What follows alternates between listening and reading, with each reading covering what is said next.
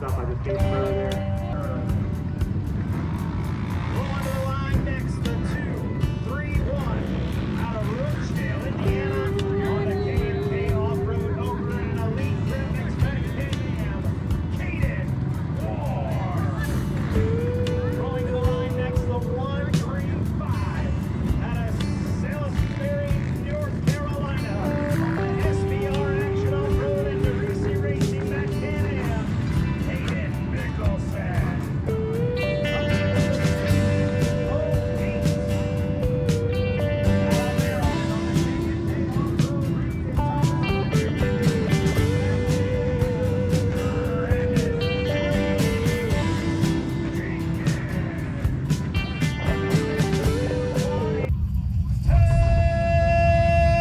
Seconds for row number 1, the 4x4 Pro.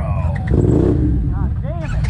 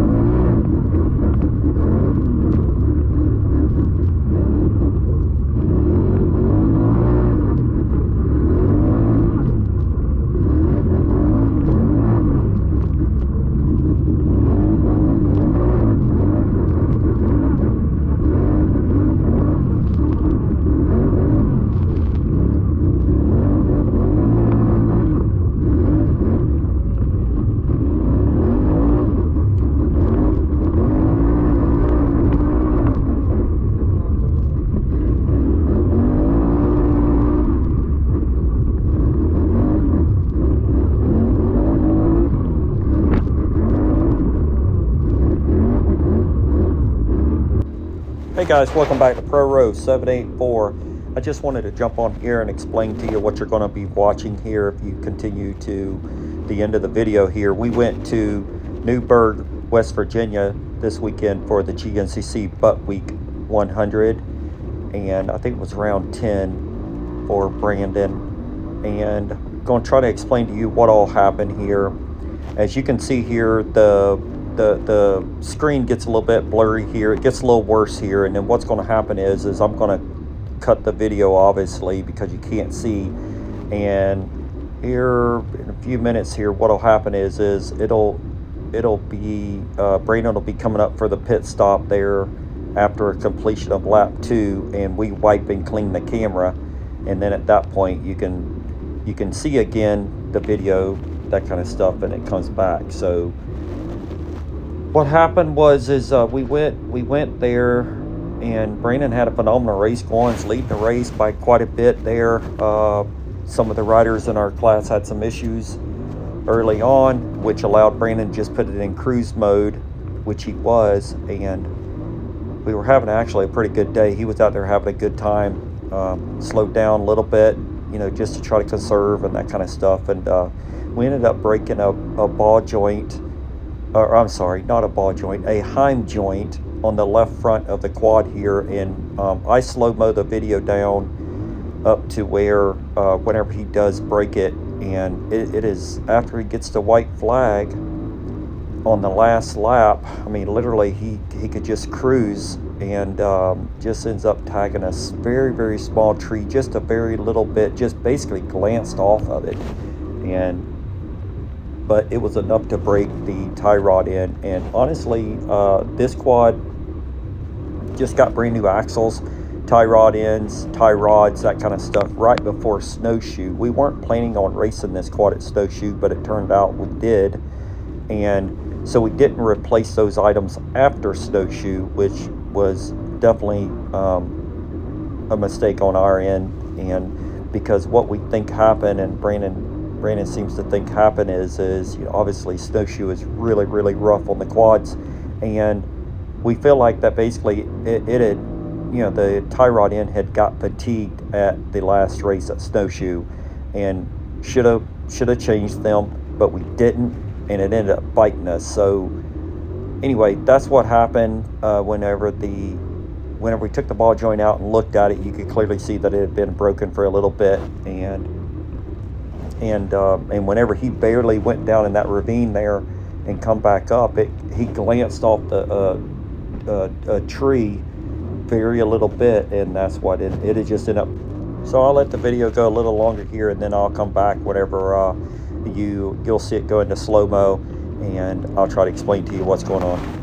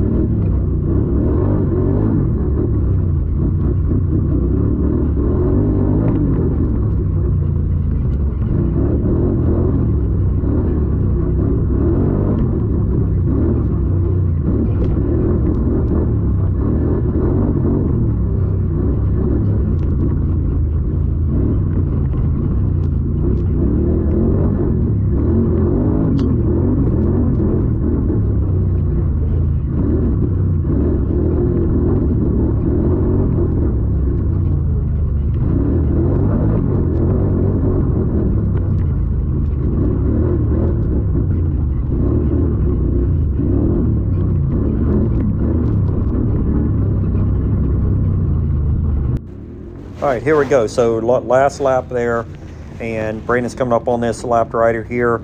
This fella moves right out of his way here, and then Brandon goes down this little ravine here, and then starts going back up this uphill here, and just a couple corners here, you're going to see where he glances off this little tree to the left. I've got it in slow motion. The first tree to the left has got the little arrows on it. I don't know whether, okay, so you see the little tree there with the arrows? I don't know whether he maybe hit that one and it got him out of shape, maybe. I don't know, but both trees. But the one that really broke the tie rod end is, let's see if it'll keep moving forward here. It's this next one right here on the left. That one right there on the left.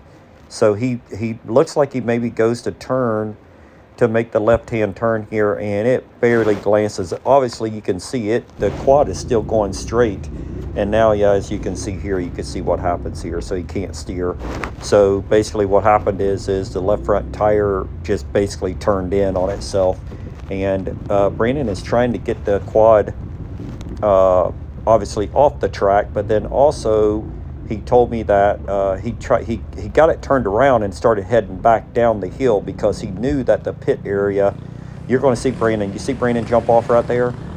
Brandon knew that the pit area wasn't that far down there. I've sped it up here. You can see James. There've been quite a bit of time. Obviously, this is Brandon in front of us here. You can see he's about spent. He had just ran 1.5 miles or so, we're thinking, to the pit area first, and then down to grab James, and fortunately for us, and I've got this sped up 1.5 here, I think it is, but fortunately for us, we had just, or James had just changed tie rod ends on a fella's four-wheeler the night before, and we had tie rod ends sitting there on the shelf. You can see me coming up here. I followed up Nate, the guy there in the pink shorts there. He actually showed me where they was at. I brought the impact here, and then these guys here, these guys here are from West Virginia, and as you can see, he's panting here too because they were trying to help and do everything they could do for Brandon, including running back and forth and that kind of stuff and letting us know where he's at, that kind of stuff. But you're going to see that we'll lift the quad up here. James has got the tie rod out. Going to get the tire off here. We're going to lift it up on its side and get the new tie rod put in. And these kids usually merely just hold the four-wheeler up on it at an angle, and that allows James to put the new tie rod in on. I buzz the tire back on, and then we rock out. Now, the other important thing is the toe end was out on this thing when we set it back down. We tried to set it back exactly where it was at by not loosening the jam nut, but it was just a little bit off. Brandon took off, and he said this darn thing was so darty, and he was having a hard time after we get it fixed here. You're going to see we're going to set the quad down here, and then Brandon's going to back up and get back on the course here. But Brandon said it was a handful trying to drive this last lap. But listen, we got real fortunate, and it was lucky that we had those tie rods sitting there. Whenever I looked at the times, it took us about 18 minutes, 28 seconds from the time Brandon stopped and from the time that he got back on the quad and turned around and took off. So we lost 18 minutes and something seconds there of the running to the pit area. Fortunately, the other good thing is the pit area, or there's a gate and there's campers right down the hill there. So that was the other good thing. He wasn't buried deep down into the woods there, but you can see here we got it fixed here. He's getting ready to get back after it. But that was the other good thing. We got very, very fortunate of that he wasn't buried in the woods somewhere and where we could not get to him. But anyway, it all happens, and we just we'll certainly count our blessing, and we'll take it and go on to the next round and try to win it. And Brandon's riding right now. It's really, really good, and I'm excited for him for the remainder of the season here. So, all right, I'm gonna get on back out of here. I appreciate you guys. If you guys got any questions, certainly hit me up in the comment section. But yep, we're gonna get back after it, and we got, let's see, Beckley, West Virginia here in about a week and a half. So we'll get after it. Appreciate it, guys. Thanks.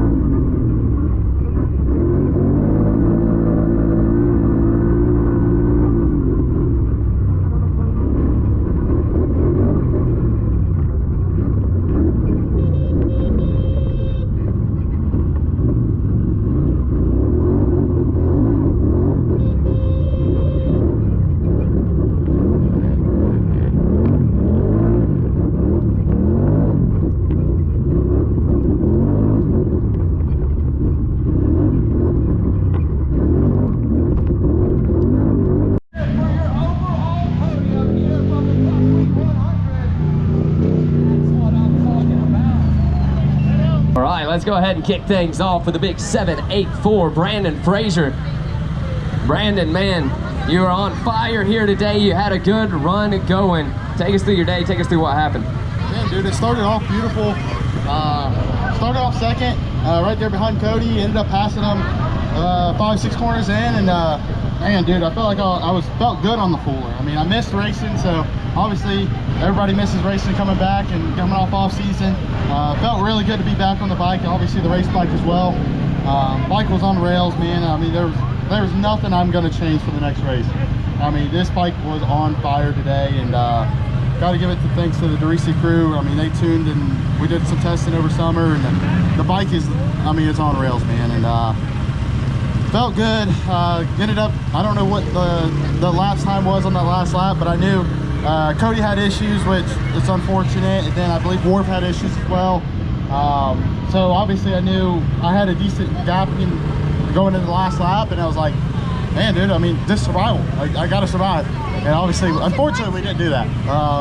We ended up, I mean, barely pushing up against a tree, and ended up breaking a tie rod end. And luckily, James, my dad, and a couple of West Virginia guys out there, dude, it got me back going. We had the bike flipped up on the side, and I mean, it got me up here. I mean, I wouldn't be here if it wasn't for all them guys. And there's a lot of work. I've ran like probably a mile and a half in my race boots.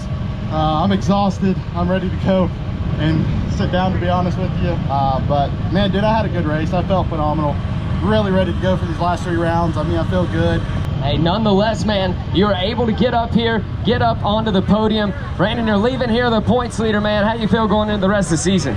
I feel really good. I felt good coming into the last 4 rounds. I felt like I've done enough in summer break, and felt really happy with where I was. I raced last weekend, felt happy where I was, and man, I feel good going these last 3. Obviously, we gained some points today, and which is always good. You always want to gain.